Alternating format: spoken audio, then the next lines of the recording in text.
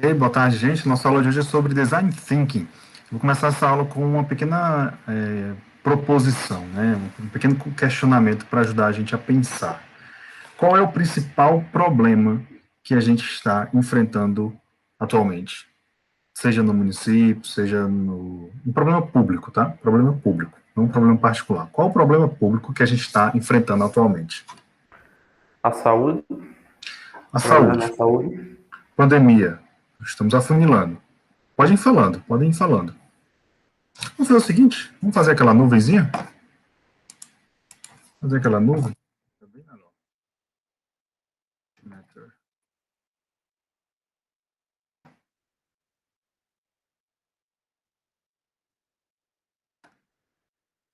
Vamos pensando aí. Não precisa ser só saúde, pandemia, Covid, não. Vamos mudar a pergunta, né? Quais os problemas públicos?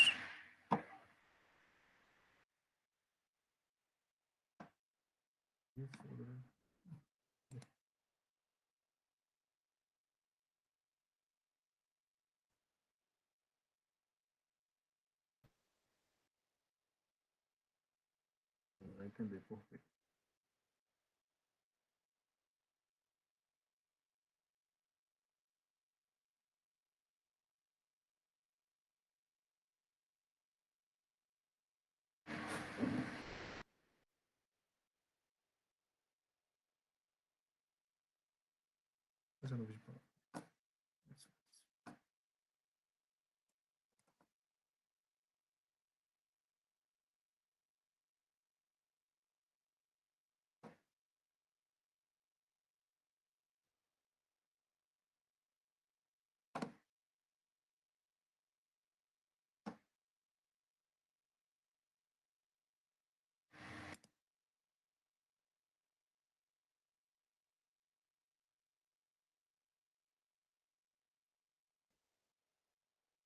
Vou colocar aqui o link para vocês.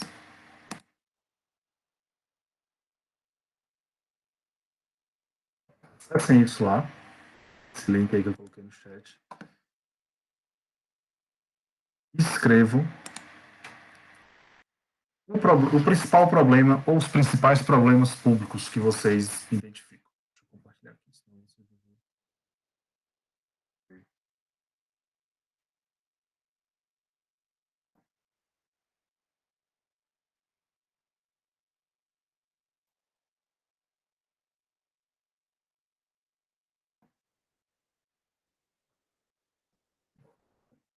Aquisição de vacinas, segurança, saneamento, pode colocar várias coisas, qualquer outras coisas aí que afetam, na opinião de vocês, vocês percebem que sejam problemas principais, problemas importantes no setor público.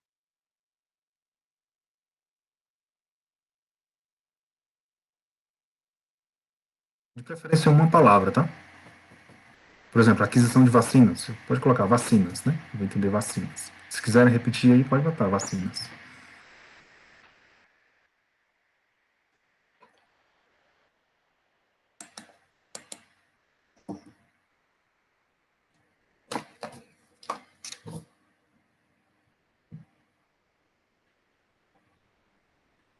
Mais alguma coisa, gente? Nada?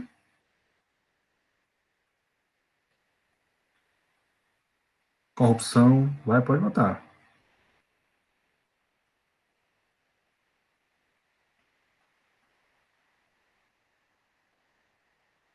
Podem repetir palavras também.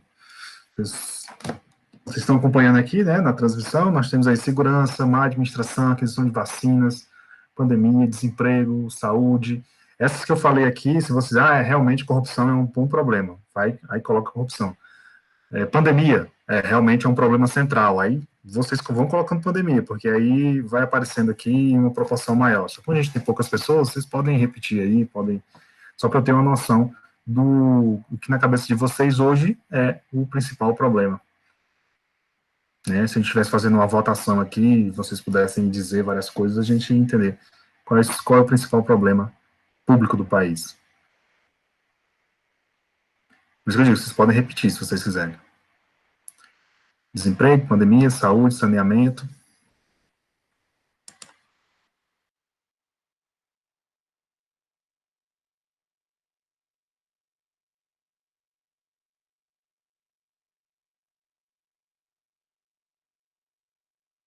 Nada, só isso.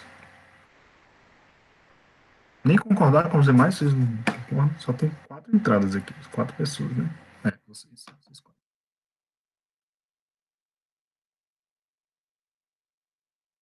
Vamos mudar.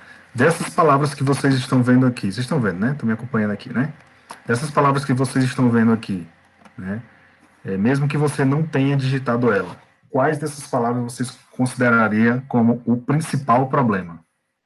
Escolha uma delas aí e vocês digitam e inserem aí. Qual é o principal problema, na sua opinião? O principal deles, de todos eles.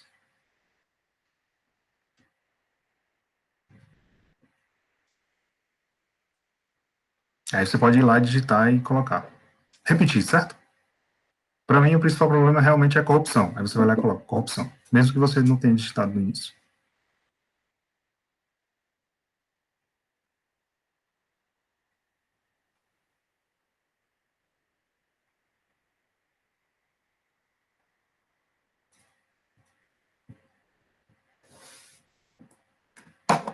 Já fizeram? Todo mundo fez? Voltou de novo? Escreveu de novo?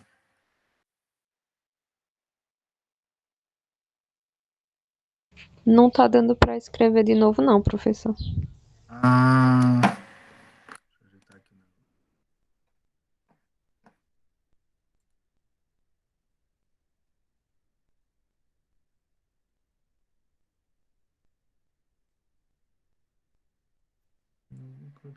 Uma coisa para.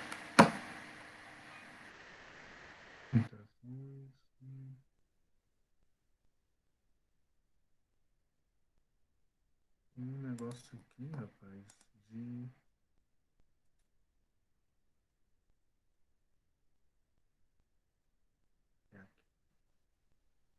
Aqui. Deixa os participantes submeter várias vezes. Exatamente. Pronto, agora sim. Por isso que eu tô achando poucas palavras aqui. Era o senhor Lagoaça marcou? aí. Quero. Marquei. Veja se tá certo agora.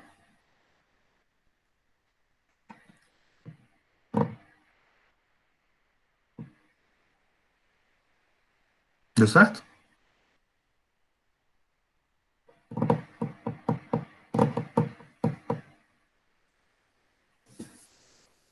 Boa, agora sim. Saneamento, corrupção, má administração, segurança, vacina, saúde, desemprego, pandemia, educação. Pode voltar novamente. Escolher uma dessas palavras aí e voltar novamente. Ou então colocar outras. Temos 8 entradas aí de palavras, né?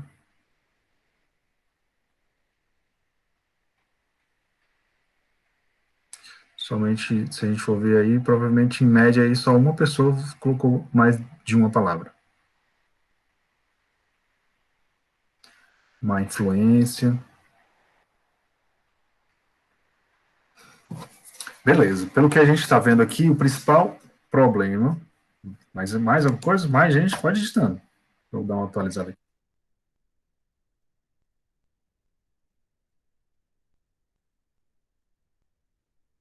O principal problema que a gente pode elencar aqui é corrupção, que pode estar ali associado à má administração. E aí, agora, voltando para cá, eu perguntaria a vocês, né? Como, ou se a gente pudesse imaginar, quem mais sofre com a corrupção no país? Um público, um grupo, diga aí, qual é a opinião de vocês, quem mais sofre com a corrupção no país? Os pobres. Os Exatamente. pobres. Nós. Não é só a questão da pobreza, né? A questão de todo o público brasileiro, né, em si. Certo. A sociedade. A sociedade como um todo, né, e a classe mais humilde, a classe mais pobre do país, né. Se a gente for ver, se a gente continuar discutindo aqui, a gente vai ver que a gente tem um alto índice de desigualdade social, ou seja, a gente tem a maior parte da população vivendo em uma situação, a maior parte, né, vivendo em uma situação complicada, difícil, né, e uma pequena minoria que detém a maior parte do poder de poder financeiro. Se a gente baixar mais ainda a análise, a gente vai ver que nós temos uma grande parcela da população que vive abaixo da linha da pobreza, ou que necessita de outros recursos, necessita de auxílios, de benefícios, etc. Já estou dando aqui respostas aqui mais na frente, também antecipando. Mas, se a gente for ver, são essas pessoas que mais são sensíveis aos efeitos da corrupção, tá? Pelo que vocês falaram. Então, vamos lá. Que soluções a gente poderia dar para que a gente pudesse combater essa corrupção? Vamos colocar um caso específico para ficar mais fácil para vocês. Desvio de verbas, né? Desvio de verbas. Vamos colocar uma coisa mais fácil, que é unânime e todo mundo concorda. Desvio de verbas. Os agentes públicos, sejam eles eleitos ou não, né? Os secretários, diretores, os chefes de gabinetes, enfim, as pessoas que realizam compras públicas. A gente viu, né, na aula passada que há um alto índice ali naquelas compras, né? Um alto índice de desvio de verbas, né? Como é que a gente poderia criar uma solução, ou então qual solução, melhor dizendo, qual solução a gente daria para minimizar, reduzir ou acabar com a corrupção no país no tocante ao desvio de verbas? Que soluções a gente poderia ter? Vamos pensar aí. Melhorar a auditoria. Auditoria. Certo. O que mais? Eu gosto de pensar que se a população tivesse mais uma ideia de fiscalização ela mesma, eu acho que com o tempo ia melhorando. Agora está até aumentando a quantidade de pessoas interagindo com isso. Boa. Que não deixa de ser uma auditoria, né? Só que Isso. auditoria por parte da população. A população iria fazer essa auditoria, né? E auditar essas contas, né? Isso aí Hum. Pode falar, professor. Não seria uma auditoria técnica, né, de dizer se está certo ou está errado, mas ela seria uma auditoria de observar se está sendo bem gasto ou não, né? Boa. O que mais? E aí outra que ela sairia a custo zero, né? Verdade. Vamos já montar a teia disso tudo, mas mais soluções. Outras soluções, gente. Não existe certo e errado aqui, tá? Não existe certo e errado aqui, não. É a chuva de ideias. Que soluções nós teríamos para reduzir a corrupção, especialmente nesse caso de desvio de verbas? Eu coloquei aqui para a gente adiantar a aula, para a gente já direcionar. Mas também vocês podem falar outros problemas de corrupção. Professor, tem um sintoma de corrupção que é muito forte na área X, e lá seria bom a gente resolver da seguinte forma, tá? Por questões de didática, você pode citar aqui.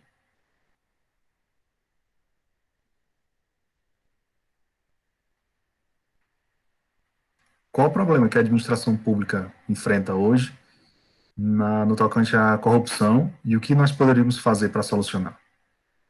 Como administradores públicos, vocês estão lá numa reunião e aí é colocado para vocês esse problema. Olha, boa parte da população sofre com esse desvio de verbas. A verba que era destinada, por exemplo, ao auxílio emergencial foi desviada ou então alguém recebeu de forma ilegal. Isso é corrupção também, é desvio de verba também, né? O que a gente pode fazer para solucionar esse problema? É um outro problema que eu coloquei para vocês. Seria a punição verdadeira, porque é muito político, faz aquela coisa de leniência. Uhum. A penalização é prisão domiciliar. Eu não vejo benefício algum. Ele está entregando mais informação, só que não tem nada que, como é que eu posso dizer, influencie os outros de não fazer isso. Beleza. Só que aí a gente teria que mudar a lei, né? Teria que mudar a lei porque a lei prevê prisão domiciliar, né? E o caso aqui é assim, é aquela pessoa que está recebendo de forma ilegal. Aí seria o quê? Aí a gente não tem tempo hábil, né, para mudar a lei e fazer esse indivíduo ser preso e ir para cadeia, né? Infelizmente, é o que acontece. que vocês acham da gente aumentar o controle das pessoas que são beneficiadas, né? A gente deu algumas sugestões na aula passada, né? Inclusive nos exemplos que foi colocado ali, né? De apertar mais o controle, de investigar não, criar mecanismos de controle para saber quem realmente tem o direito a receber o benefício, né? Se a gente fosse nessa linha aí, de criar formas de aumentar o controle aí para saber quem de fato deve receber o benefício. O que vocês acham? Vocês são os administradores, vocês vão apresentar as soluções. No caso, se eu quis dizer na questão de diminuir a quantidade de empresas que seriam beneficiadas, não entendi. É porque eu misturei aqui os casos aqui, tá? A gente tem aí a situação de desvio de verbas, né, em compras governamentais, e aí como vocês esgotaram as sugestões, aí eu puxei para a questão dos auxílios emergenciais, dos beneficiários, né? Talvez por isso que tu tenha falado da questão da prisão domiciliar, né? Que os donos de empresa corruptas, né, as Odebrecht e tal, estão em casos aí. É isso mesmo, professor. E eu concordo. E eu acho que isso aí é um ponto crucial também, concordo totalmente aí. Eu acho que essa prisão domiciliar, em alguns casos, é vulgar, né? Se a gente pensar numa pessoa que, com todo respeito, né, a quem discorda, mas a gente pensar numa pessoa que tem uma saúde fragilizada e que não tem condição mais de fazer nada, de sair, de se movimentar, tá ali numa cama, então não faz sentido ela estar numa prisão lá no Bangu 2, no Bangu 3, não, né? Mas o que acontece na prática não é isso, né? O que acontece na prática é que quem tem dinheiro consegue prisão domiciliar, quem não tem, fica na prisão carcerária mesmo. Grosso modo, tô falando aqui senso comum, né? Tô falando aqui, eu já desci o nível aqui da ciência aqui para conversar com vocês de tete a tete aqui, para desabafar, mas o que acontece é isso, né? Quem tem recurso vai para a prisão domiciliar. Quem não tem, fica na prisão carcerária mesmo. Mas vamos afunilar. Onde é que eu estou querendo chegar? Vocês apresentaram várias ideias aí, e eu vou começar a aula e vocês vão compreender o que é o design thinking. A gente agora, nesse momento, a gente fez uma espécie de design thinking, uma coisa bem, bem básica mesmo, bem trivial, né? Design thinking é muito mais do que isso. Design thinking você conseguir, primeiro, identificar um problema, e nós identificamos um problema aqui. Nós precisamos compreender esse problema, saber quais são as características dele, quem sofre com ele, enfim. E depois, nos colocarmos no lugar de quem sofre as consequências desse problema, como, por exemplo, as pessoas que são prejudicadas no auxílio emergencial, ou a classe mais humilde que precisaria de um recurso para construir uma escola, um hospital, uma praça ali próximo à sua localidade, e aquele recurso ele foi desviado, ou mesmo, até mesmo calçar a sua rua, trazer água para a sua casa, e aquele recurso foi desviado e aquele benefício não chegou. Então, esse ponto, esse passo aí, é o passo do design thinking que eles chamam de empatia, né? É empatia, é a gente se conseguir, é uma empatia, até uma empatia brutal, né? Que eles chamam, que é você conseguir se colocar totalmente no lugar de quem realmente é prejudicado por aquele problema, se sensibilizar com aquela situação e conjuntamente pensar numa solução para aquele problema, né? E aí depois que pensar nessas possibilidades de soluções que vocês falaram aí, que a gente conseguiu dimensionar aqui, a gente vai partir para a escolha da melhor solução. A solução mais eficaz, a solução mais apaixonante, a solução mais viável. E aí a gente vai passar a implementar, criar um protótipo dessa solução. Ou seja, vamos criar aqui um modelo. Jussara e Fanuel falaram da ideia de auditar, né? Auditar as contas públicas. Aqui na ideia da corrupção, né? Então, Jussara falou, a gente poderia melhorar a auditoria dessas contas públicas. Fanuel falou, a gente poderia colocar para a própria população fazer a auditoria, né? Então, a gente poderia sair daqui com um protótipo de um aplicativo onde as pessoas poderiam, ao visualizar uma obra que não foi feita, dividia lá, tirava foto e mandava. Igual aquela ideia lá daquele vídeo anterior, né, que estavam querendo colocar em prática lá no Rio de Janeiro, né, do cidadão, ao ver uma invasão de terras no litoral, não ter placa do governo, ele ia lá, tirava foto e mandava para alguma central que iria analisar se aquela ocupação era legal ou não. Mas nesse caso aqui, era uma obra de governo. Tem lá a placa, ou então vêm as máquinas param, a obra não termina, a obra fica lá feito um elefante branco, o indivíduo vai lá, né, o cidadão vai lá, tira a foto e manda para alguma central que vai analisar por que aquela obra está parada, por que está tendo ali gasto de recurso público. Então, essa seria a nossa melhor solução. A partir disso, a gente iria fazer um protótipo. Cria o aplicativo e distribui o aplicativo em determinada região. E aí depois a gente vai avaliar esse protótipo, ver quais são as arestas, quais são os problemas, e implementar. Aí existem diversas formas de implementar um projeto desse. Vocês vão estudar, ou já estudaram lá em administração por projeto, técnicas como Canva, que você consegue dimensionar, ou separar, ou dividir as tarefas, baseada em cartoons, né? Baseada em cartoons. É uma técnica que você redistribui papéis e passa a acompanhar a implementação da ação. E pronto, e beleza. E no final, faz a avaliação do processo como um todo. Isso é Design Thinking de uma forma bem resumida. Ou seja, identificar o problema, se sensibilizar e se colocar no lugar do outro de forma brutal, elencar soluções e elencar soluções que sejam viáveis e que tenham relação direta com o problema, escolher a melhor solução, ou a solução subiótica, né? Subiótica, ou seja, aquela solução que é boa, mas não é a melhor. Só que é a que dá para ser implementada. Vou explicar isso para vocês, o que é uma decisão subiótica. Decidiu, fez um protótipo, testou, e agora a gente implementa e em seguida avalia. Esse é o ciclo, tá? Então, e aí, professor, isso a gente vê de diversas formas. Em diversas formas. No ciclo de políticas públicas, no ciclo PDCA, que é o ciclo da administração. Vê, isso é um ciclo de implementação de ação. É um ciclo de ação, melhor dizendo. Só que no Design Thinking, existem outras nuances. Primeiro, eles valorizam muito a ideia da colaboração. Enfim, eu vou mostrá-lo para vocês, vocês vão ver essas partes. Eles valorizam a ideia da colaboração, eles valorizam a ideia da visualização de informações. Então, quanto mais visual for a ideia, a solução, o trabalho, mais fácil desse design chegar na nossa mente e a gente conseguir implementar aquela inovação, tá? Eu vou compartilhar aqui com vocês. Primeiro, eu vou compartilhar aqui com vocês um vídeo muito interessante. O que é Design Thinking? Depois eu vou para a aula.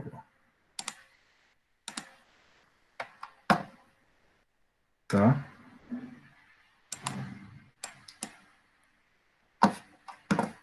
Esse rapaz é um especialista em Design Thinking.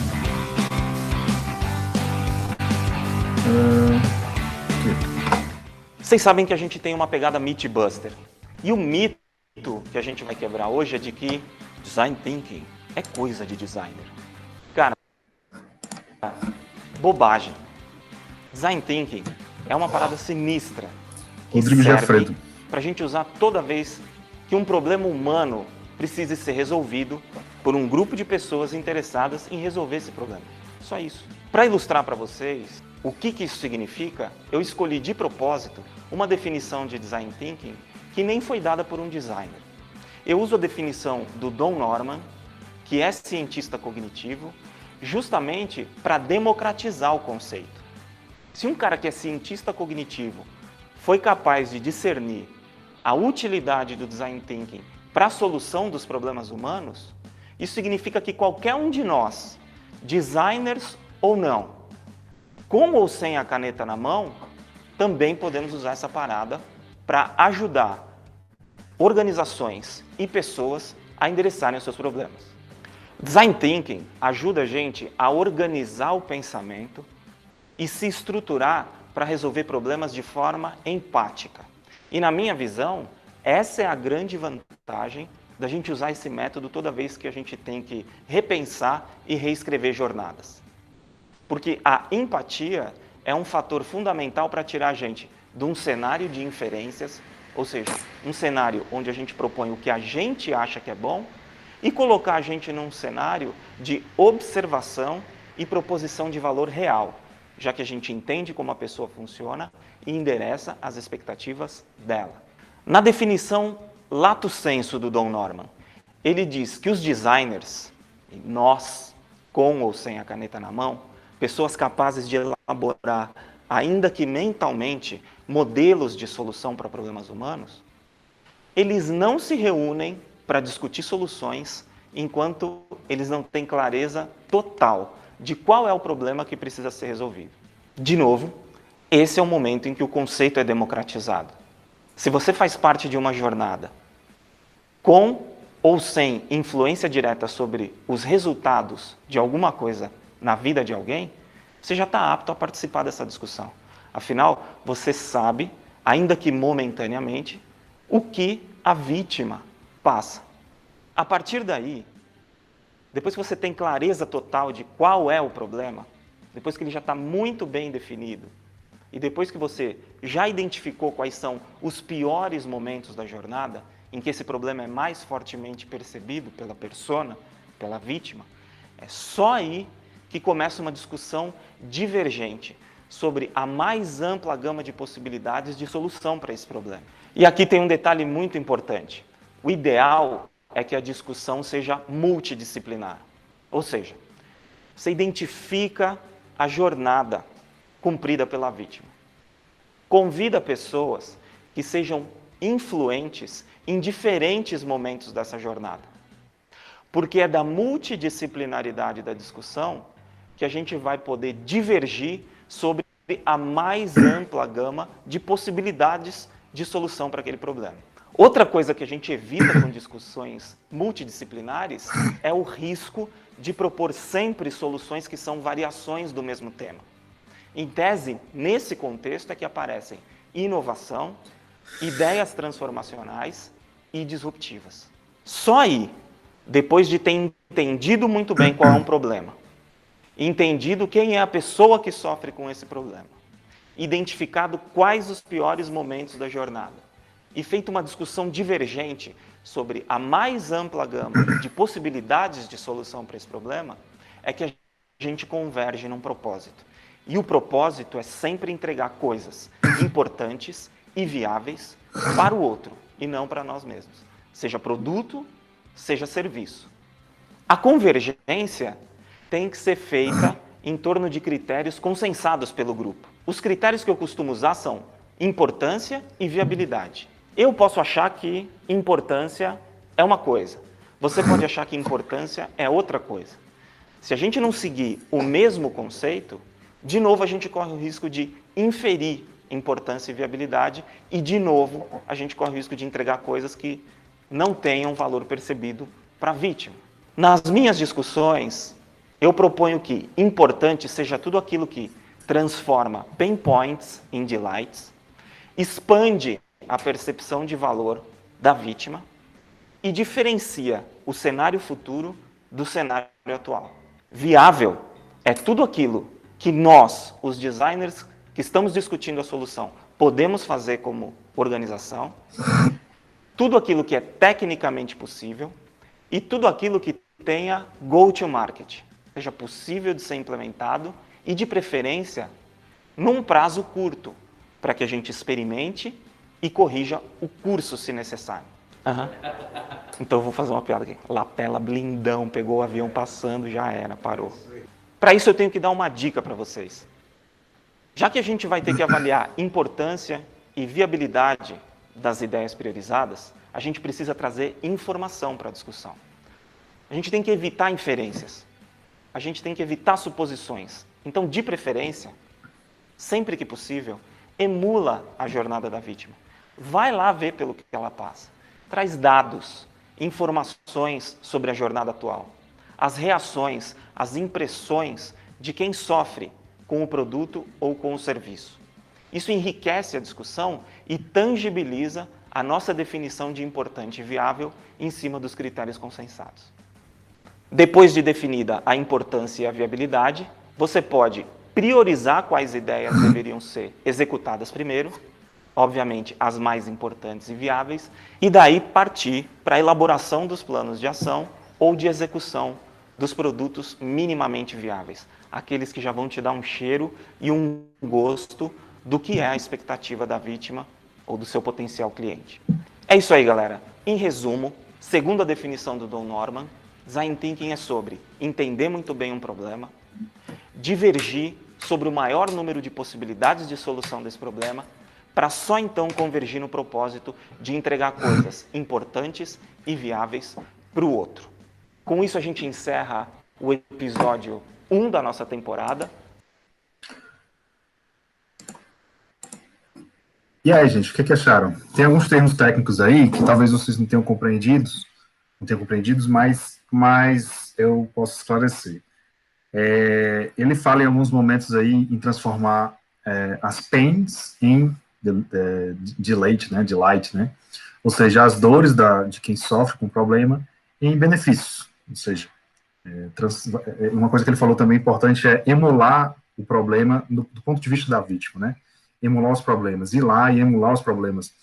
O que é esse emular, né? Emular é você se colocar no lugar do outro, ir lá e tentar viver e vivenciar a experiência de quem está sofrendo com aquele produto ou com aquele serviço, porque o design thinking ele é muito aplicado em desenvolvimento de produtos também, né? Não só de serviços, como nas políticas públicas.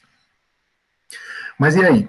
A ideia é a gente se colocar no lugar do outro o máximo possível para conseguir compreender o ponto de vista do outro e saber que soluções a gente pode dar para resolver aquele problema. Bem interessante, né? Bem interessante. Tem mais coisas. Aí foi só um vídeo pequeno de 8 minutos, mas tem mais coisas. Não vai dar para a gente contemplar tudo nessa disciplina, mas é fascinante, é interessante, né? Para quem gosta, é interessante. Algum comentário do vídeo que vocês pegaram aí?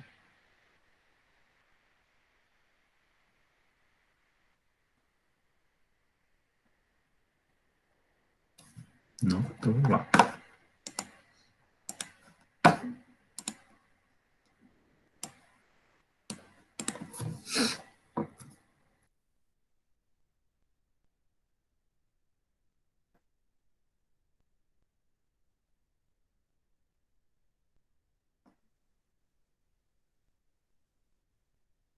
Design Thinking.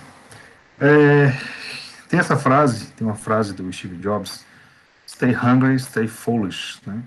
Ou seja, se você está com fome, vá atrás de sanar, né? Fica com fome, vá atrás de sanar essa fome, né? Vá atrás, corra, né? Corra para você matar essa fome. O intuito dele é dizer o seguinte: se você tem sede de aprender uma coisa, se você está sentindo vontade de aprender, ou de conhecer, ou de viver uma outra experiência, fazer alguma coisa, vá atrás disso, né? Vá atrás disso e não se perca nessa sua vontade, porque a vida é muito rápido, né?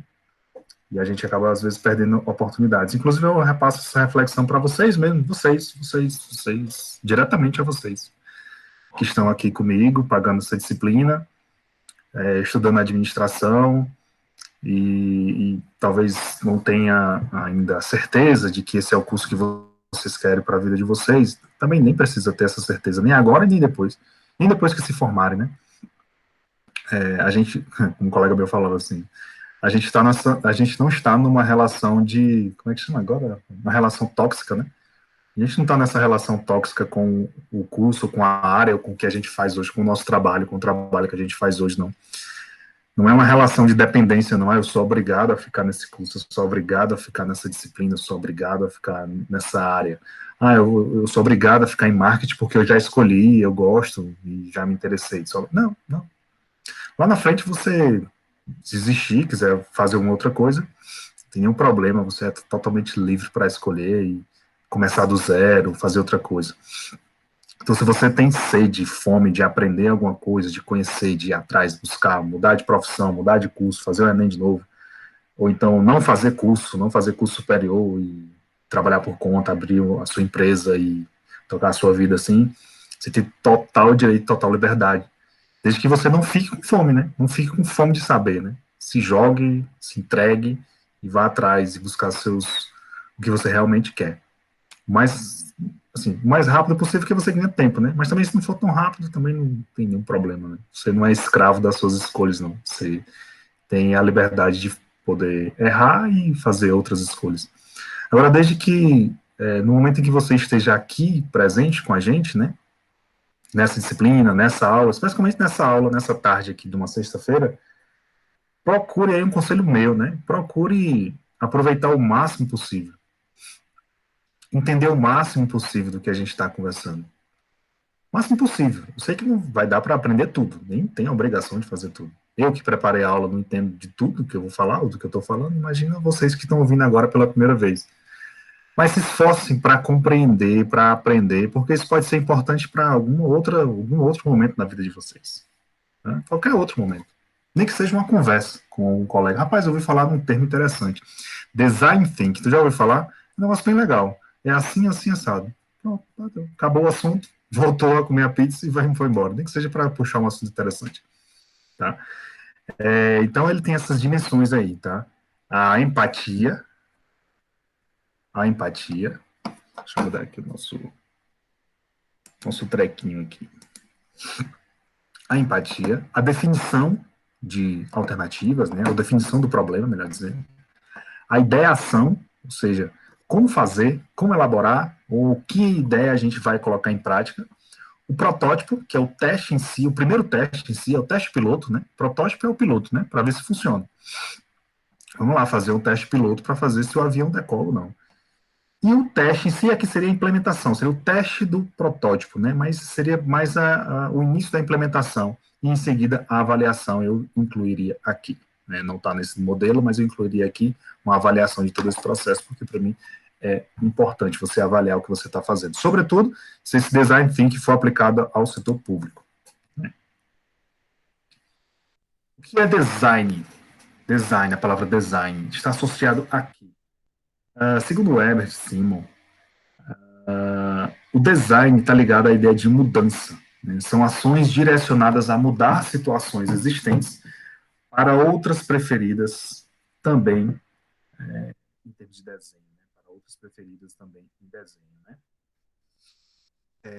O design ele está ali na crista da onda para conseguir compreender ou para conseguir mudar as coisas. Né? O pensamento do designer, do profissional de designer, é um pensamento transformador, empreendedor. É o cara que está ali, às vezes, parado, sem fazer nada. Inclusive, eu aconselho vocês a fazerem isso também. Ter um tempo ocioso, não um tempo assistindo Netflix, pode até fazer Netflix. Tem gente que se desopila assistindo uma série, né? Fica pensando em outras coisas, deixa ali só ouvindo. Eu não consigo. Se eu for assistir, eu tenho que assistir aquele negócio. Mas eu aconselho vocês a ter um tempo um tempo ocioso, sabe? Um tempo parado, não precisa não necessariamente meditar. Se você gosta de meditar, medita. Eu nunca consegui. Minha mente é muito acelerada, eu não consigo. Vocês já devem ter percebido na velocidade da minha fala, né? Não consigo meditar. Pelo menos, bom, nunca tentei. Mas tenha um tempo para si, que é o que os designers fazem. Eles têm as suas demandas, né? Têm as suas atividades, mas é um profissional que está ali à beira da criatividade. Eu tenho um primo que é designer, muito competente, inclusive. E ele é extremamente criativo, né? Então, exerçam essa criatividade, deixem ela fluir nos momentos de ociosidade, né? Pensar em outras coisas, deixar a mente aberta. Porque daí pode surgir diversas ideias interessantes. E ideias transformadoras. E falar de inovação e falar de mudança tem tudo a ver. Porque uma inovação, ela muda uma trajetória anterior. Ela muda um serviço anterior, um produto anterior. E se a gente lembrar dos tipos de celulares, tenho certeza que o primeiro celular que vocês tiveram, comparado ao que se tem hoje, tem uma mudança muito brusca. E se a gente comparar com o que tem aí de ponta, né, com o que tem de mais moderno em celulares, aí é que tem diferença mesmo. O meu celular é um celular de 2014, eu acho. 2014, se eu não me engano. Celular 6S. E se a gente for comparar com o que a gente tem hoje, houve muitas mudanças, né? Tivemos aí muitas mudanças. E o design teve presente. Então, que design thinking é esse que a gente está falando que promove mudanças? Como é que a gente traz isso para a administração pública? Trazendo, né? Como diz meu sogro.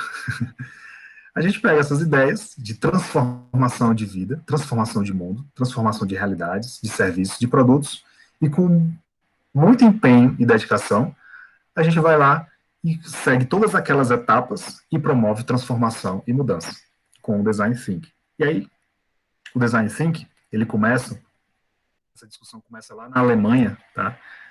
Nesse Instituto Bauhaus, Bauhaus, tem até um vídeo falando sobre isso, eu peguei esse vídeo.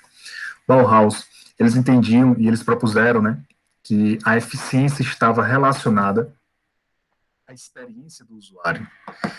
Lembre, não sei se vocês já pagaram aí teorias gerais da administração, introdução à administração, não sei se vocês viram aí o Fordismo,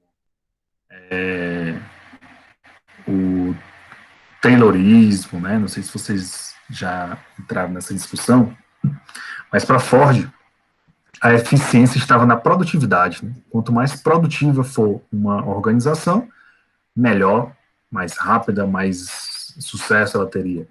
E nessa época, nessa década aí, né, próximo a essa década aí, Ford foi depois, né, desse instituto aí de Bauhaus.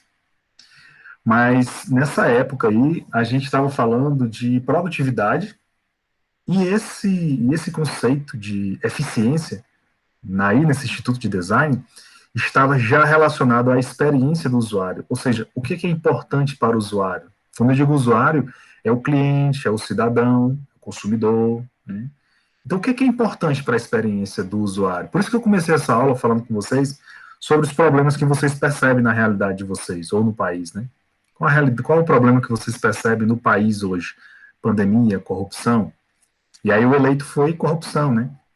E aí eu perguntaria qual é a experiência que vocês têm, que nós temos, em relação à corrupção no Brasil. Se a gente parasse para conversar, o que é que vocês acham? Quando é que vocês ouviram falar sobre corrupção? Qual é o caso mais emblemático que vocês já ouviram falar de corrupção? O que foi que mais chamou a atenção? O que foi que mais... quais as consequências negativas que mais vêm à mente de vocês quando vocês lembram de corrupção? A mim, vem exatamente os pensamentos que vocês tiveram, né? Pensando numa classe mais humilde, que deixa de ter saúde de qualidade, deixa de ter educação, deixa de ter, às vezes, emprego mesmo, por conta de atos de corrupção do país. Então, essa experiência que eu tenho, que vocês têm, é uma experiência muito significativa em torno desse problema público. Então, se a gente estivesse reunidos com designers, gestores públicos, administradores, profissionais da computação, profissionais do direito, tivesse aqui uma equipe multidisciplinar e nós tivéssemos recebido a incumbência de criar soluções para a corrupção, em um ponto específico, não vou dizer todo o país não, mas em um ponto específico, desvio de verbas, controle lá da distribuição do auxílio emergencial, e etc. Se nós tivermos aqui uma equipe multidisciplinar para pensar nisso, a gente fosse utilizar a técnica do design thinking, a gente ia pensar, caramba, velho, como é que a gente faz para resolver isso? E aí a gente ia pensar, qual é a experiência que a gente já teve em relação à corrupção? E aí a gente ia pensar, quem são as pessoas que mais sofrem com esse problema de corrupção, especialmente esse desvio de verbas? E aí a gente ia afunilando, e aí a gente ia chegar em ideias como a que a gente teve no início da aula, né? Uma melhor auditoria, uma auditoria com participação popular, enfim. Então essa é a ideia do design thinking, do design thinking. É a ideia de se colocar no lugar do outro e entender a experiência do usuário. Uma das palavras que mais acho que é Rodrigo, né? Me corrija se eu estiver enganado. Que o Rodrigo coloca é a ideia da empatia. Tá? Aqui alguns conceitos, tá? Conceito de inovação. E aqui esse é uma tabela do Pedro Cavalcante, formado pela UNB. Eu trouxe vários slides dele, tá lá disponível no site da ENAP. Eu coloco para vocês o link aí no final.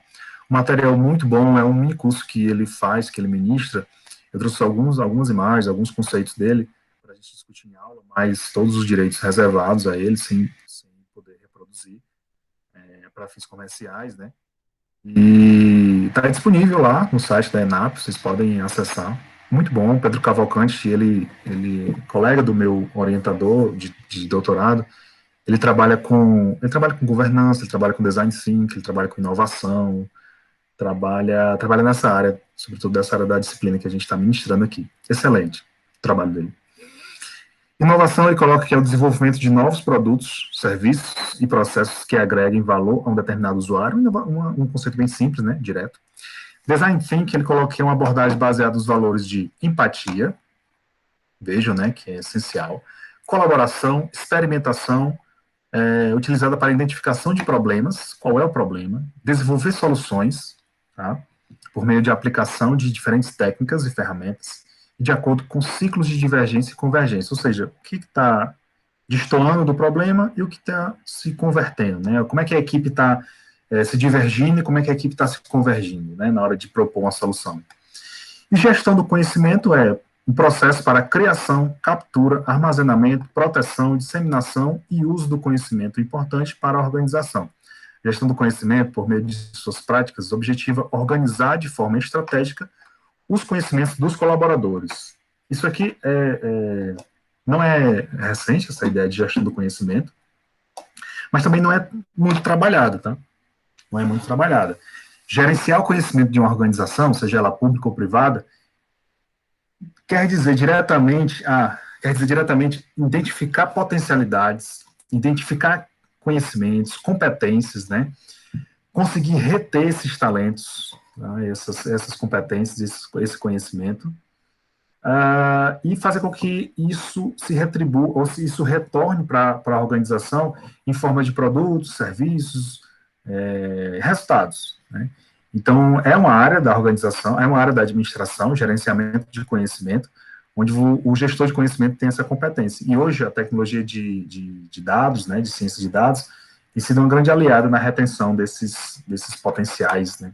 Ou seja, identificar quem são as pessoas que têm competência, que têm talento, e fazer com que essas pessoas fiquem dentro da organização e gerem conhecimento para a organização. Tá? Isso é importantíssimo.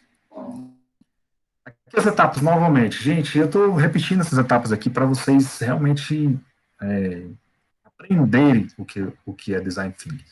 A empatia, se colocar no lugar do outro, definição, ideação, prototipagem e o teste. Nesse primeiro momento, há uma imersão, nesse primeiro quadrante, há uma imersão total, reflexão profunda, e tem ideias de psicologia aqui com muita profundidade. É você imergir. Existe uma área da ciência, não vou entrar em muitos detalhes com vocês, para não confundir, mas existe uma área na ciência que chama fenomenologia, tá? Não se pegue a isso agora. Isso é um negócio muito mais lá na frente, nem na graduação vocês vão ver. Mas existe uma área chamada fenomenologia, que ela se preocupa com o fenômeno. Qual é o fenômeno que está ali diante dos nossos olhos? Por exemplo, nesse exemplo que eu dei para vocês, a corrupção. Qual é o fenômeno que está diante da gente? É o fenômeno da corrupção, certo? As pessoas que sofrem as consequências desse fenômeno da corrupção, como é que elas se sentem? O que é que tem de prejuízo para elas? Ali na prática, ali na consequência imediata ali. Não ter recurso para comprar a sua cesta básica. Porque não tem emprego, porque o país não cresce, porque o país não se desenvolve, ou então porque outras empresas desviam coisas que era para vir para gerar emprego, para trazer outras empresas para gerar emprego, não acontece. Então isso vai vindo em cascata, a economia não vai conseguindo se sustentar, o preço das coisas vai aumentando, e aquela família que ganha um salário mínimo, ela não tem condições, ou não ganha salário mínimo, ganha um auxílio emergencial, ela não tem condições de comprar a cesta básica para se manter com uma alimentação relativamente equilibrada. Então, a família passa necessidade. Ao invés de ela fazer 3 refeições, ela faz 2 e mal, ou 1 e mal, né? Então, se colocar no lugar dessa pessoa, entender como a corrupção afeta essa pessoa, é você imergir, é você conseguir mergulhar no fenômeno. Por isso que eu falei da fenomenologia. Então, se apegue a isso. Mas você imergir no fenômeno e conseguir compreender a partir do outro indivíduo como é que ele se sente enfrentando as consequências de uma corrupção, uma falta de recurso, uma falta de dinheiro para comprar a sua cesta básica. Então, esse exercício psicológico de fazer essa imersão é essencial no design thinking. Se você tem essa habilidade, se você consegue fazer isso, eu aconselho você a seguir essa linha do design thinking, porque você pode ter muito sucesso. Segunda dimensão, a ideação, é a nossa capacidade resolutiva, a nossa capacidade processual, tá?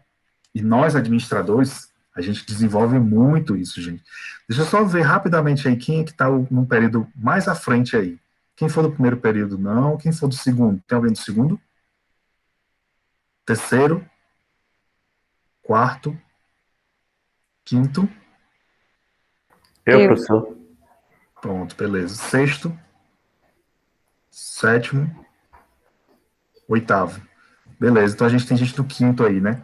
Vocês já desenvolveram essa habilidade já, e vocês estão aprimorando essa habilidade, é uma habilidade processual, uma habilidade que, assim, eu só vim perceber que a gente tinha essa habilidade, sabe, essa habilidade lógica, depois de alguns anos de formado, sabe? Que as pessoas vieram falar, que eu mesmo comecei a refletir sobre as minhas atitudes, sobre os meus comportamentos, E eu vi, rapaz, isso eu trago muito da minha formação de administração, muito mesmo. Essa ideia processual, essa ideia de início, meio e fim, é muito nosso, gente. Eu sei que outras áreas têm muito isso também, as engenharias, etc. Mas nós desenvolvemos muito isso, porque todas as disciplinas que a gente paga, vocês que são do quinto aí já sabem isso, todas as disciplinas que a gente paga específicas de administração vêm com essa ideia de diagnóstico, elencar alternativas, resolver, avaliar. Concorda comigo? Quase todas as disciplinas têm isso, marketing, produção, tudo tem isso. Então, isso a gente chama de uma visão processual. E se vocês trouxerem essa visão processual para essa ideia de design thinking, numa equipe multidisciplinar, isso vai ser muito bem-vindo, muito bem aceito. Você vai sentar ao lado de designers, programadores, cientistas, e você vai ter aquela visão processual de dizer, gente, por onde é que a gente começa? O que é que a gente vai fazer agora? Quais são as alternativas? Essa é a mais viável, essa é a melhor, a subótima, vamos escolher essa. Beleza, como é que a gente vai fazer isso? Um plano de ação, como é que a gente vai fazer? Quem são as pessoas? Quais são as ferramentas? Quais são as etapas? Etapa 1 cumprida, 2 cumprida, 3, sabe? Isso na gente é muito aflorado durante a nossa graduação. Tem um dos diferenciais que a gente tem, esse é um deles. Porque o pessoal da engenharia tem isso, mas é uma coisa muito mais dura, né? Uma coisa rígida. E a gente não, a gente tem essa ideia processual, mas a gente consegue compreender o indivíduo, a gente consegue se colocar no lugar do outro, né? Ser empático, uma inteligência emocional melhor, uma inteligência de equipe melhor, a gente consegue conversar com diferentes pessoas de diferentes competências de forma mais interessante. Isso eu percebo no meu dia a dia, no meu trabalho, né? Eu consigo conversar melhor com as pessoas, identificar suas potencialidades. Às vezes não dá certo, né? Às vezes tem problema, sempre tem. Mas é uma habilidade que a gente desenvolve, tá, gente? Então, isso é nosso. Prototipagem e teste é a fase de implementação em si, né? Então, partiu para o campo, executar o plano de ação e avaliar no final. Eu incluiria a ideia de avaliar. Empatia. O que é empatia, gente? É quando você deixa de ser egoísta, desfoca o seu umbigo e sente aquilo que o seu próximo está sentindo. Isso aqui é válido não só para essa técnica de design thinking, mas para a vida. A vida, para a família, qualquer um ambiente que vocês estiverem, né? Ser empático. Você não precisa se anular. Você não vai se anular e sempre deixar que os interesses de outras pessoas venham à tona, não. Não. Mas é você compreender por que o outro está agindo daquela forma, né? Muitas vezes, e aqui é mais uma questão psicológica mesmo, né? Muitas vezes a outra pessoa, ela age com você de maneira grosseira ou, sei lá, com ignorância, brutalidade, né? Às vezes porque ela não recebeu isso em momento nenhum da vida, né? Às vezes a pessoa nunca teve essa experiência de alguém chegar para ela e dar um abraço e dizer que ama. Às vezes a pessoa nunca teve essa experiência. Como é que ela vai passar para você uma experiência mais calorosa, mais amorosa, mais dedicada, se ela nunca viveu isso, né? Então, quando você consegue compreender isso, você se desgasta menos. Repito, não é que você vá se anular e dizer, ah, não, tudo bem, pode me tratar mal porque você não. Não, de forma alguma, ninguém está aqui para levar pancada, né? Mas compreendendo que, por que a outra pessoa age daquela forma, você consegue reagir melhor a determinadas situações, em determinadas situações. Repito, ninguém está aqui para ser besta, mas também a gente está aqui para compreender o outro. Isso é um caso extremo. No caso do design thinking, é toda aquela discussão que eu fiz no início. Se você consegue compreender o lugar da vítima, ou o lugar do cidadão, o lugar do consumidor, você consegue entender melhor qual seria a melhor ação ou a melhor alternativa para implementar diante daquele problema. Qual seria? Então, essa imersão é essencial no design thinking. Nós vamos ter aí problemas complexos. Vou lutar para não ultrapassar a hora hoje, viu? Prometo. Deixa eu só responder aqui, gente, rapidamente. O pessoal falou aqui. Rapidamente, é um negócio de um evento aqui. Vou até falar para você.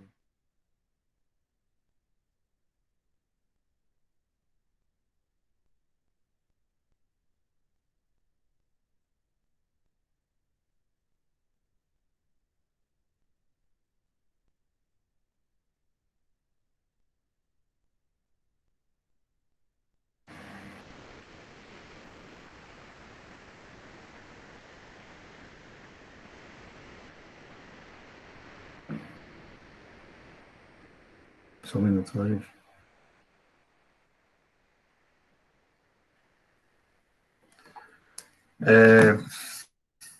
É um evento que vai ter sobre administração pública, estou no comitê organizador.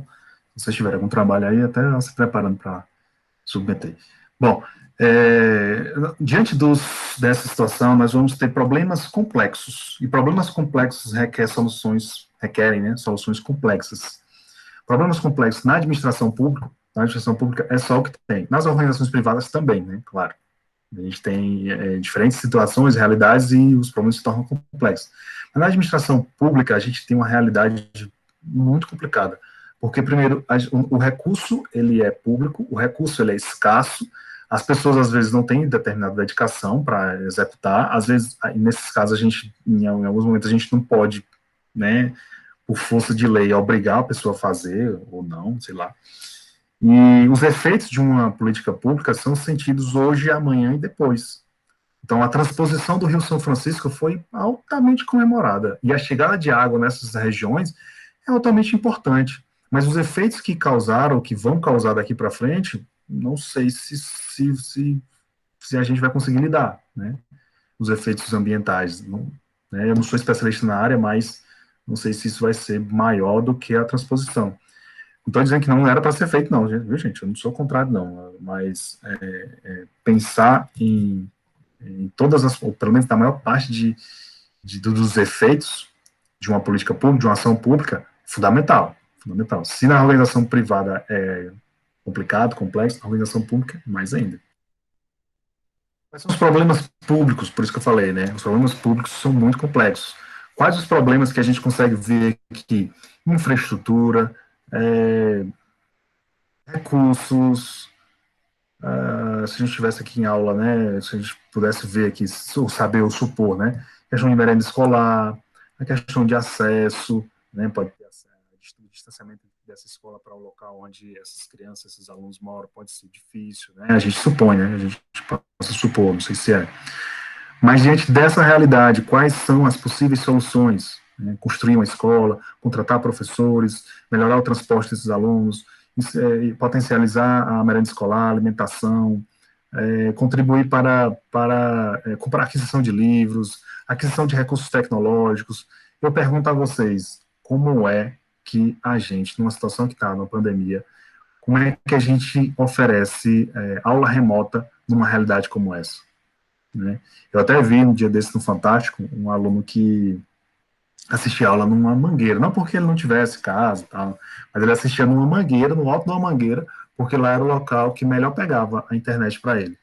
Até a mãe dele até falou, não, a gente contratou mais internet e tal, mas o aparelho lá dele, o celular dele, só pega bem lá na mangueira. Então ele fez uma salinha de estudo para ele lá no alto da mangueira.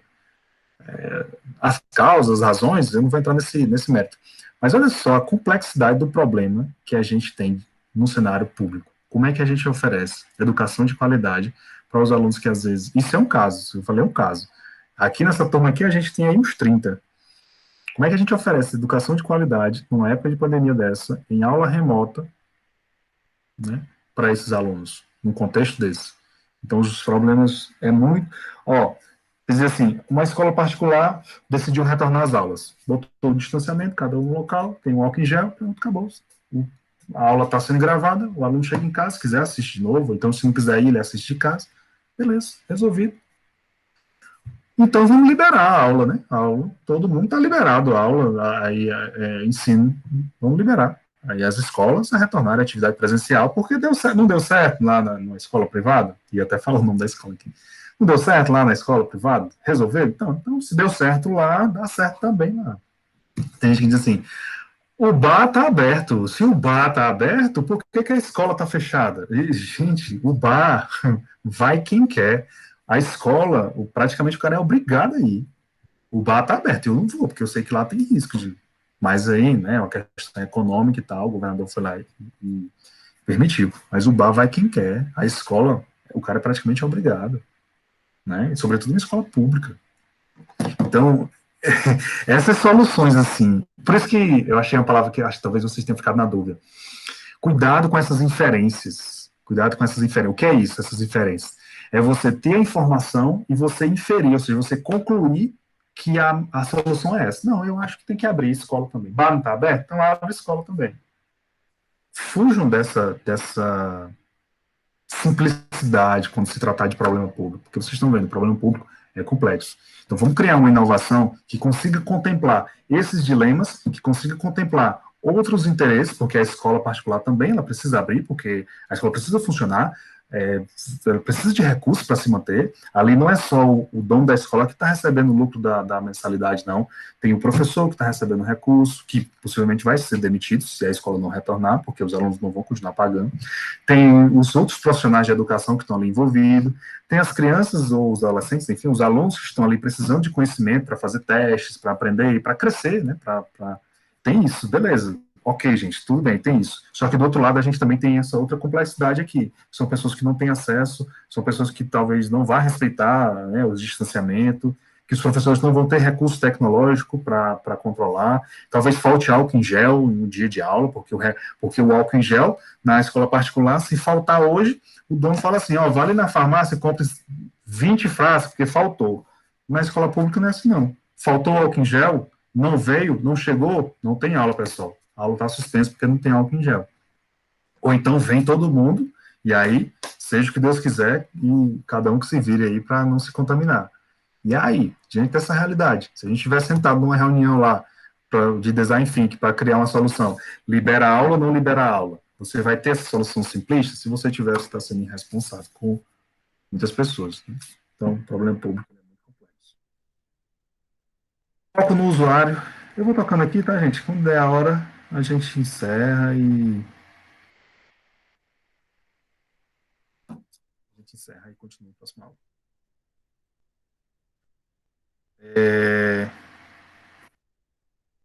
Foco no usuário, foco centrado na pessoa, mais do que a gente já tem falado aqui, né? Foco no usuário, foco centrado na pessoa. Cocriação e colaboração, pensar de forma coletiva. Essa ideia de cocriação é uma ideia talvez nova para vocês, um conceito talvez novo para vocês. Cocriação e colaboração. É pensar na criação de soluções de maneira coletiva. E pensar coletivamente é um desafio. Porque cada um vem de uma expertise diferente, vem de uma área diferente, vem de um quadro referencial diferente. Lembra que o Rodrigo falou no vídeo?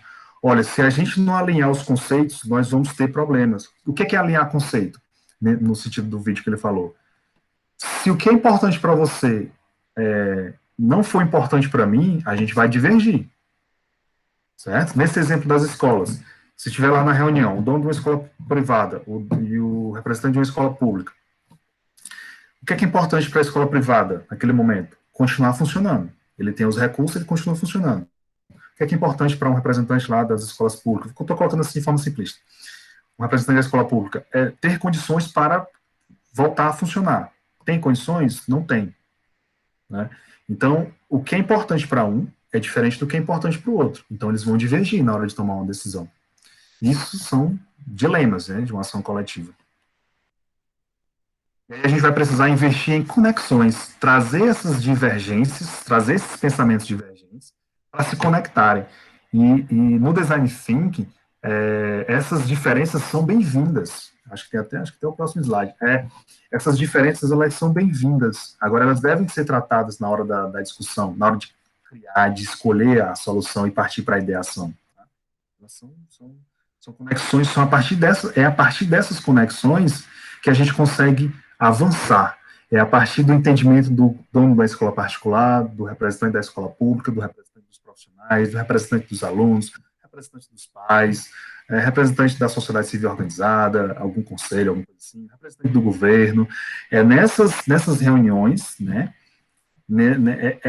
na juntada dessas diferenças, que a gente cria conexões. E ao criar essas conexões, um se sensibiliza com o outro, passa a se colocar no lugar do outro e passa a colaborar na construção de uma ideia, de uma inovação mais eficaz. E aí, sim, a interdisciplinaridade é bem-vinda no Design Thinking. O que é interdisciplinaridade? É você trazer conhecimentos diversos. É o cara da medicina, é o cara da educação, é o cara da psicologia, é o cara da engenharia. Eu participei agora de uma comissão para criar uma resolução lá no nosso campus.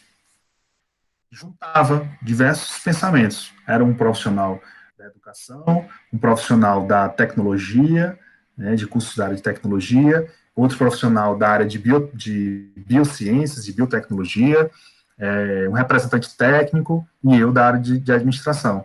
Então a gente pensou ali conjuntamente, e aí eu dizia, gente, é melhor a gente fazer assim. Talvez fosse melhor a gente. Eu não usei design thinking, tá, gente? Se eu soubesse assim, que a gente poderia. Se bem que dá para essa realidade, talvez nem desse certo. Gente, vamos fazer esse caminho, vamos por esse caminho, vamos criar essa resolução nesse sentido. Aí, olha, na minha área, aí a pessoa falava, olha, na nossa área não tem condição de fazer assim, por isso, por isso, por isso. A nossa unidade acontece isso, isso e isso. Não tem condição de solucionar por esse caminho. E aí eu me sensibilizava e aceitava, né? Até mesmo na aprovação dessa resolução, desse ato, né? Eu fui voto vencido de maioria de chinelada mesmo, né? Eu queria colocar uma ideia lá, eu queria pedir que as pessoas fizessem uma etapa lá no processo, e aí foi só pipocando. Um falava, não, não acho que seja necessário. Aí o outro, realmente não é. Aí o outro, realmente não é. Deixa eu falar. Eu disse, gente, é o seguinte, é importante a gente fazer isso, por isso, por isso, por isso. Aí, não, eu discordo, eu acho que você vai dar mais trabalho, talvez não seja interessante a gente fazer isso. Aí, fazer o quê, né? Deixei passar. Por mais que até hoje, até agora, eu estou mordido porque eu acho que deveria ter entrado a ideia que eu estava tendo lá. Mas a gente precisa ter a empatia, a consciência de que nem sempre a gente vai ter nossas ideias aceitas. Né? A ideação é colocar sua questão de inovação no centro. Qual é a questão? É por isso que entra a técnica do brainstorming. Vai se fazer um alerta, não sei se vocês já ouviram falar nessa expressão, brainstorming. Brainstorming, do inglês, é chuva de ideias, tempestade de ideias. É a gente sentar aqui, se reunir e dizer, o problema é esse. Chuva de solução aí. Me dê aí as soluções. Igual eu fiz com vocês aqui no início, né? Igual, entre aspas, né? Porque tem uma condução diferente aí. Tem umas questões que eu não fiz, por uma questão do tempo. Mas a ideia, o brainstorm é esse. A gente se senta, identifica o problema e diz, gente, eu preciso de soluções. Pode arrochar aí. Pode falar o que quiser. O cara até coloca aqui, o Pedro Cavalcante até coloca, toró de palpites, que pode ajudar a solucionar um problema. Mas é importante destacar que brainstorm é uma técnica de elaboração de soluções. Não é design thinking. Design thinking é a coisa maior, isso você já compreendeu. Design thinking é a coisa maior. Brainstorming é uma técnica para a gente tentar identificar uma solução. Tá? E no design thinking, quando a gente nem precisa usar o brainstorming no design thinking. A gente pode se sentar e conversar e usar uma outra técnica para achar uma solução, seja por cartinhas, um quadro, cada um vai lá e escreve alguma coisa, enfim, por Canva, né? A gente arma o Canva lá e a gente coloca por etapa como é que vai ser trabalhada aquela ideia. Pode usar diversas técnicas aí para achar uma solução. O brainstorming é uma delas só, é uma só técnica. Mas aí o brainstorming você não deve ter freio, né? Nem crítica. Deve chegar as ideias e as ideias vão chegando e a gente vai analisando. E pode ajudar a solucionar o problema. Então, o design thinking, no caso do design thinking, seria identificar a solução que melhor resolve o problema. Isso pode ser por brainstorming e pode ser por outra técnica. Então, o design thinking, registrem isso, para a gente não errar. O design thinking pode ser, aliás, ele identifica a melhor solução, a mais viável, a mais interessante e tal, que melhor naquela situação, naquela realidade, que melhor resolve o problema do interessado, da vítima, do consumidor, do cidadão. Tá? Então, design thinking é identificar a melhor solução. O brainstorm são várias soluções chegando e no final a gente tenta achar uma solução. Tá bom? Regras do brainstorm. Imagem do Pedro Cavalcante. Não faça críticas ou julgamentos. Tá? Não faça críticas, deixe chegar as ideias, deixe chegar as soluções, e aí depois a gente vai elencando qual será a melhor solução. Encoraje ideias malucas, né? Encoraje, dê força. Por isso que, independente das ideias que a gente elenca, que a gente coloca, a gente vai falando, vai dizendo, realmente poderia ser, realmente poderia ser. Por exemplo, na ideia que vocês deram aí de corrupção, enfrentamento da corrupção. Enfrentamento da corrupção. Se tivesse lá uma ideia de, vamos... não seria tão absurda essa ideia que eu pensei aqui. Condenar a cadeira elétrica. Quem for preso em corrupção, tem país que já faz isso já. Não seria tão absurdo, né, para alguns. Mas vamos lá, digamos que dentre as soluções vocês dessem para mim, gente, professor, eu acho que a gente poderia condenar a cadeira elétrica quem for preso em corrupção. Cadeira elétrica ou pena de morte, nem tem mais, se bem que alguns estados dos Estados Unidos têm. Mas vamos condenar a pena de morte. Foi pego em corrupção, pena de morte. Aí eu disse, beleza, vamos condenar. Agora, beleza. Como é que a gente faz? Como é que a gente faz? Não, ele foi preso, foi condenado, foi comprovado que o cara desviou verba e pronto, foi comprovado, pena de morte. Aí eu perguntaram, e se tiver um erro processual? Isso realmente aí a gente não tem como voltar, né? Não tem como soltar o cara, né? O cara tá morto já, né? Então aí ou seja, a gente tem que criar um dispositivo para não ter erro processual. E se um juiz for subornado, né, para dar uma condenação àquele rapaz? Aí ele vai ser condenado também, só que aí ele vai ser condenado à pena de morte, só que o réu já morreu, né? Como é que a gente vai fazer esse? Aí pronto, aí só que encoraja, vai dando ideia, vai deixando, até chegar num. Realmente não dá certo, não. Né? É um exemplo, tá, gente? Se você for a favor da pena de morte, você vai dizer, não, professor, mas mesmo assim ainda concordo. Tudo bem, aqui é só um exemplo. Eu sou contra a pena de morte, sou a favor da prisão perpétua. Mas só um parênteses. Mas aí o Estado vai passar a vida inteira pagando? Sim, cara, para alguns casos absurdos, só um parênteses, tá, gente? É só para desabafar. Para alguns casos absurdos, né, de crimes hediondos, absurdos, assim, coisa mesmo grave, dizer assim, quer dizer que o Estado vai usar recurso público do meu imposto para manter um cidadão não é mais cidadão, uma desgraça que comete um crime hediondo. É um cidadão, vamos chamar de cidadão pelo bem da, né, coletividade. Vai manter preso até morrer. Quer dizer que o meu dinheiro, o meu imposto vai financiar aquilo ali até morrer. Eu não vejo nenhum problema em pegar um cara que tem casos de estupro, casos de crimes hediondos, assassinados com requinte de crueldade. Eu não teria nenhum problema, eu não acharia ruim, não, assim, do meu dinheiro de imposto, sustentar um sistema carcerário que o indivíduo ficasse preso pro resto da vida. Para esses casos, eu sou a favor da prisão perpétua, não pena de morte, por razões particulares. Construa sobre as ideias dos outros. A partir do entendimento dos outros, a partir das percepções dos outros, né, você vai colaborar com a compreensão daquela ideia e melhorar. Não, realmente essa ideia... Pronto, é isso que a gente fez, né? Não, pena de morte, a gente está pegando um tema bem delicado, mas ninguém assistiu esse vídeo. Vamos pegar pena de morte, não. Pena de morte, né, pode ter esses problemas. Vamos condenar a prisão perpétua. Prisão perpétua, no caso de corrupção, ainda, né, caso comprovado, tá? Por que a prisão perpétua? Se chegar no ponto e a gente identificar que houve um vício processual e o criminoso lá tiver direito à reavaliação do processo e for provado que o processo tem um vício, eu posso revogar a prisão perpétua, colocar o cara em liberdade, pagar uma indenização a ele por um erro do Estado, né? Poderia. Aí tudo bem. Né? O cara não perderia a vida, ele perderia, sim, outros benefícios, né, de ter enfim, ter tido outras experiências durante a vida dele, e aí por isso, fatalmente, a gente vai e paga uma indenização. Professor, mas mesmo assim o cara vai ser prejudicado. Acontece, né? Acontece no nosso sistema, infelizmente. O que a gente poderia criar era mecanismos mais claros para evitar esses erros depois, né? Outras regras de brainstorming. Mantenha o foco no assunto proposto. Qual foi o assunto proposto para a gente? Resolver problemas de corrupção. A gente está discutindo aqui ideias de pena de morte ou prisão perpétua. Será que a gente está fugindo do assunto? Não. Por que a gente não faz uma forma, por que a gente não cria uma forma? E aí eu estou voltando, né? Eu estou fazendo aqui o exercício de manter o foco no assunto. Por que a gente não cria outros mecanismos para combater a corrupção, ao invés de punir quem já foi corrupto? Se a gente pune quem já foi corrupto, beleza, a gente diminui a motivação para uma pessoa ser corrupta ou desviar verbas. Mas por que a gente não cria mecanismo para prever essas ações de corrupção, baseadas em outros cenários, né? Cenários que já foram comprovados, atos de corrupção e desvio de verba, como aquela ferramenta de machine learning lá que a mulher apresentou, né?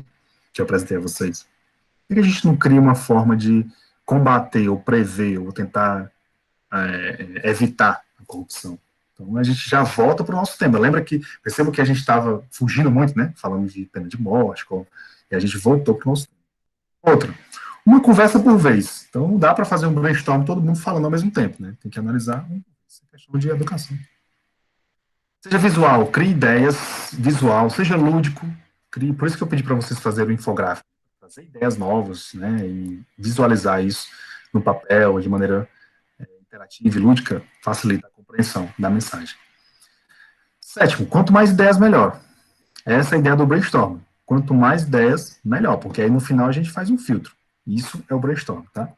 Então, o brainstorm é uma conversa por vez, a quantidade, construir ideias sobre os outros, encoraje ideias doidas, né, malucas, seja visual, mantenha o foco no assunto e não faça julgamentos. Essa é a ideia central do brainstorm. Pense visualmente, seja lúdico, né? E aí, no fim, selecione a ideia mais viável, mais econômica, mais complexa e a mais apaixonante. Isso é o brainstorm, nós estamos falando de brainstorm, tá? Que é uma técnica para se achar uma solução. O design thinking é uma coisa maior, que pode usar brainstorm.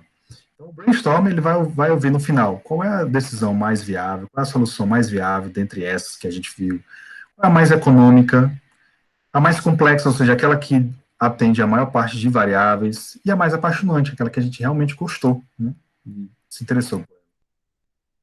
E no último, prototipagem, acho que vai dar para falar de tudo. Prototipagem, criar um modelo, um protótipo, para a gente fazer um teste, e o protótipo é bom para a gente testar, refinar, mudar, né, ver o que foi que deu errado no estágio inicial, melhorar. Então, pensar fazendo prototipagem, criar um protótipo, pensar fazendo. E aí parte para a implementação, que é a fase de materializar a solução, implementar de fato, tornar realidade. A inovação é uma boa ideia, bem executada, porém, normalmente, é dado mais ênfase à primeira parte da proposição. É dado mais ênfase ao início, a ideia de criar a inovação, e não a ideia de implementar, né? O que deveria ser o que não deveria acontecer, né? E aí nós temos, eu vou deixar isso aqui para vocês lerem com calma depois. Design Thinking é apropriado se um problema é centrado no ser humano, se tem profundo conhecimento das pessoas, se nós precisamos explorar e gerar acordos, né, se abraça ambiguidades e possibilidades, se tem outras questões desconhecidas, se tem muitas questões desconhecidas que a gente não consegue entender, se os dados estão disponíveis.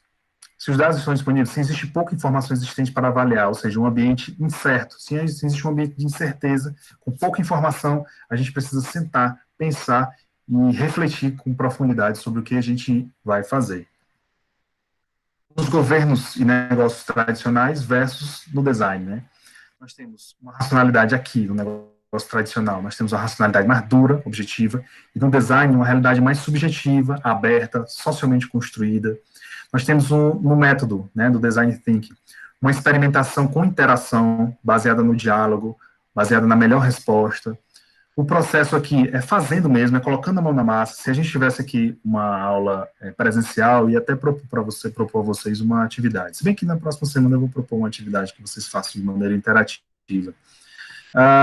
Se existem percepções emocionais, baseadas no experimento, na experiência das pessoas. Busca por novidade. Aversão ao status quo, ou seja, a gente tem aversão não, gente, já está sendo feito desse jeito mesmo, vamos continuar fazendo assim. Não, a gente tem aversão a isso no Design Thinking. A ideia é sair desse conforto e pensar em soluções diferentes, inovadoras. Níveis de foco, movimento interativo entre o abstrato e o particular, entre o que se pensa e o que se faz. E aqui um resumo, né, do Design Thinking, que a primeira etapa é descobrir o problema, o que é que incomoda as pessoas, o que é que incomoda a vítima, o cidadão, definir a solução, né, desenvolver a estratégia, desenvolver a proposta e entregar o serviço, entregar o protótipo, entregar a solução. E aí ficar nesse eterno refinamento, né, como um duplo diamante, né, esse encontro de diamantes. No início, na primeira etapa, a gente descobre o problema, define a solução, e no segundo momento do diamante, né, do brilho do Design Thinking, como se fossem dois diamantes. No segundo momento do diamante, no segundo diamante, melhor dizendo, a gente desenvolve a ideia e entrega o serviço. E aí fica nesse eterno alinhamento, tá? Aqui é a fonte do trabalho de metodologia de inovação em governo, do professor Pedro Cavalcante. Quem tiver interesse, eu vou deixar o link ativo para vocês. Tem mais coisas lá. E é isso, gente. Muito obrigado pela atenção. Acho que a gente conseguiu deixar aí a tempo da aula.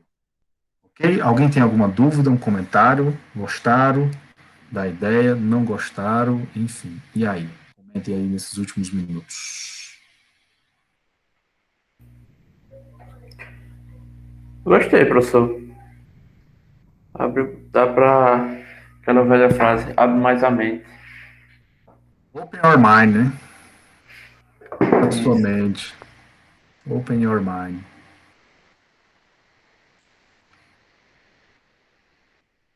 Beleza, gente? Então,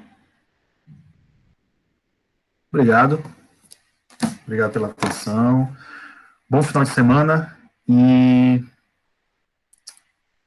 eu vou pensar numa atividade aqui para vocês melhorarem a nota da avaliação anterior e a gente vai desenvolver uma atividade. Eu não sei se vai dar para a gente fazer uma atividade na próxima semana ou se eu convido alguém para participar, mas eu acho que a gente vai tentar desenvolver uma atividade melhor. Ok? Bom final de semana, boa noite a todos, um abraço e até a próxima. Tchau, professor, boa noite. Até mais, professor. Bom final de semana. Tchau. Tchau, tchau.